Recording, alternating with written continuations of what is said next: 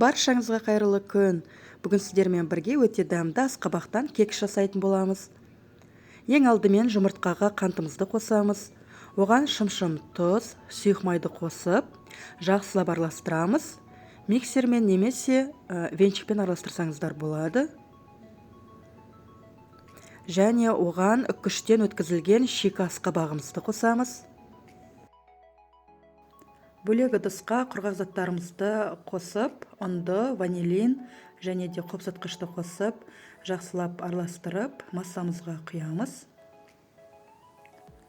Дайын болған массаны формаға құйып, ысып тұрған пеште дайын болғанша пісіріп аламыз. Менде шамамен 30 минутта дайын болды.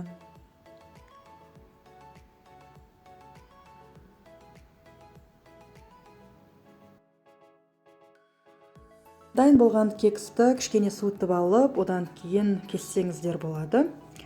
Және де мен қаймақпен қантты араластырып, бетіне құйып шықтым крем ретінде. Өте дәмді шықты. Балаларыңызға, отбасыларыңызға жасап беруге кеңес беремін. Өте жеңіл, өте пайдалы және жасалуы өте оңай. Менің каналымда бұдан да басқа өте дәмді тағамдардың түрлерімен бөлісетін боламын.